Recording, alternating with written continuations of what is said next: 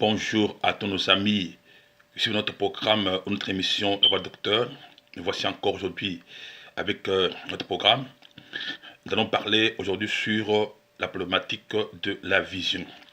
Avant tout, une question mérite d'être posée. Est-ce que tout le monde a reçu la vision de Dieu? Est-ce que tout le monde est télévisionnaire? Non, tout le monde n'a pas reçu la vision de Dieu. Tout le monde n'est pas visionnaire. Il y en a qui en ont reçu, il y en a qui n'en ont pas reçu. Ceux qui n'ont pas reçu des visions sont appelés à travailler sous l'autorité ou à côté de ceux qui en ont reçu. Mais aujourd'hui, tout le monde veut être visionnaire. Voilà pourquoi nous avons beaucoup d'œuvres qui naissent aujourd'hui sans vision réelle de Dieu. D'églises qui portent des noms sans vision, puisque chaque nom qui porte un ministère, une œuvre, une église, doit traduire une vision et une mission. Nous avons des églises qui ont des noms seulement pour avoir le nom. Par exemple, un ministère qui a le nom, le mystère de la délivrance. Vous y entrez, il n'y a aucune délivrance. Le mystère de la foi audacieuse. Vous n'y entrez, il n'y a aucune personne qui a la foi audacieuse. Il y en a beaucoup comme ça. Seulement le nom a été donné, c'est-à-dire aucune vision. Alors, une deuxième question se pose. Qu'est-ce que la vision? J'ai au moins 4 définitions claires, selon mon expérience avec Dieu dans cette matière, que je vais donner. La première définition. La vision, c'est ce que Dieu voit faire, accomplir et atteindre avec une personne, par une personne, dans la personne. Je répète encore, en reversant un peu le sens. La vision, c'est que Dieu voit faire, accomplir dans une personne, avec la personne, par la personne. Dans cette définition, il y a le verbe voir. Bien aimé, tu ne peux pas voir avant que Dieu n'ait vu. Tout ce qu'on voit avant que Dieu n'ait vu, ce n'est pas la vision de Dieu. L'exemple d'Abraham. Abraham n'avait jamais vu qu'il était le père de nation. Il n'avait jamais vu qu'il sera un jour le père de la foi. Il n'avait jamais vu quand il sortira des nations, il sortira Israël. Mais Dieu, en créant Israël, en créant Abraham, quand il le créait, il voyait des nations en lui. Il voyait des peuples en lui. Et en lui, il voyait sortir le Messie, la postérité qui va écraser la tête du serpent. Mais jamais Abraham ne voyait cela. Et c'est Dieu qui a vu avant, et il a communiqué cette vision à Abraham. Il a dit, vois, regarde le ciel. Il avait les étoiles, il a dit, ta postérité sera comme les étoiles. Alors maintenant qu'il a reçu la vision, mais Dieu avait vu avant qu'il ne le voie. Tout ce que l'homme voit avant que Dieu ne voie, ce n'est pas la vision de Dieu. Voilà ce que Dieu voyait en Abraham. Deuxième définition, c'est voir comme Dieu voit. Voir dans la même optique que Dieu. Voir dans la même direction que Dieu. Tu ne peux pas voir gauche pendant que Dieu voit droite. Dieu regarde en avant, regarde en arrière. Tu dois voir de la même manière que Dieu voit. Deuxième définition, c'est voir la fin avant le commencement. Et ça, c'est très fort. C'est-à-dire, un visionnaire connaît déjà la finalité de ce que Dieu veut faire avec lui. Ce qu'il a commencé, ou qui vient de commencer avec Dieu. Il a une image claire et finale de ce que Dieu va faire, accomplir et atteindre en lui, avec lui et par lui. Il voit et il connaît. Il voit et connaît où commencer. Il voit et connaît où terminer. Ce n'est pas quelqu'un qui tâtonne, qui saisit par-ci, qui saisit par-là, ça ne tient pas. Il saisit, non.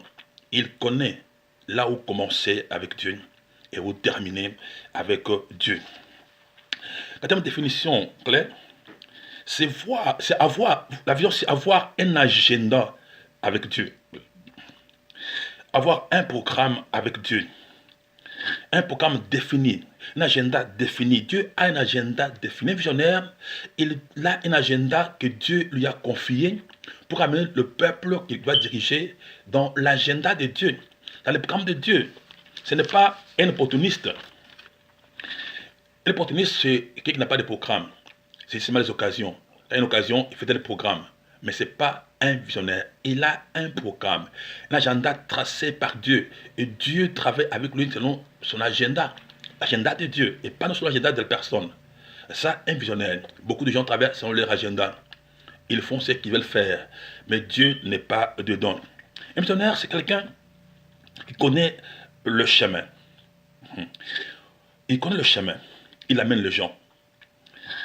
Et comme c'est le seul qui connaît le chemin, il se place au devant pour amener les gens, pour conduire les gens dans le voie de Dieu, dans le chemin de Dieu. Mais un visionnaire impactateur et formateur, il occupe à la fois des positions.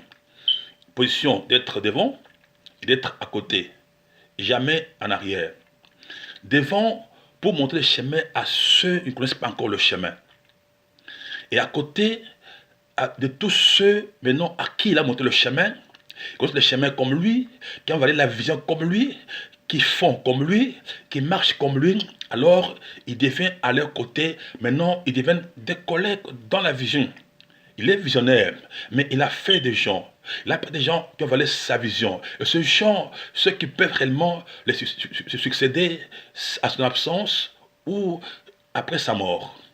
Il est maintenant à côté, puis ces gens ont compris la vision, ils marchent comme lui, ils font comme lui, ils parlent comme lui. Voilà, maintenant, il devient à côté d'eux.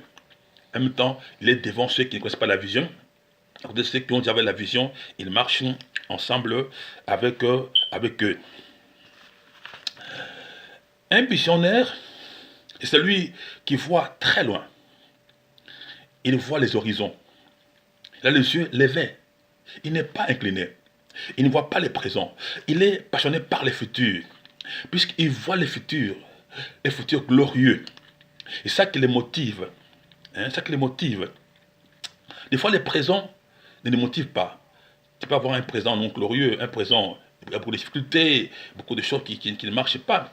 Mais quelqu'un qui a la vision, qui voit très loin, qui connaît ce qui va venir dans le futur pour lui, la gloire, il va mépriser ce qui se passe sur son chemin. Il va persévérer, il va avancer, puisqu'il est motivé. Il est motivé. Là, l'élan vers ce qu'il voit déjà dans le futur. Ça motive son cœur, ça les bouscule, c'est du feu. Il ne peut pas qu'il est devant une situation difficile. La Bible déclare en Hébreu, chapitre 12, verset 2, que Jésus, en vue de la joie à venir, il a souffert la croix. Il a méprisé l'ignominie. N'est-ce pas? Voilà pourquoi il a assis à la droite de Dieu, à la gloire de Dieu. Il a vu, il voyait ce qu'il allait lui arriver, la gloire qui est devant lui. C'est pourquoi il a accepté affronter la mort, affronter la souffrance. Il les a méprisés, il n'a pas reculé, puisqu'il était motivé par la gloire qui était devant lui. Un visionnaire n'échoue jamais, puisqu'il est dans la volonté parfaite de Dieu, pas permissive. Il fait ce que Dieu lui a dit de faire. Et il est fait comme Dieu veut qu'il le fasse. Il finira par atteindre ce que Dieu l'a assigné à pouvoir faire, atteindre les objectifs de Dieu et avec Dieu, puisqu'il est amoureux de Dieu, ça le motive. Un visionnaire, c'est cette personne-là. Bien aimé, c'est ça, un visionnaire. Voilà un peu, pour aujourd'hui, on peut s'arrêter ici et on va continuer à la prochaine. Merci beaucoup de nous avoir suivis. Dieu vous bénisse.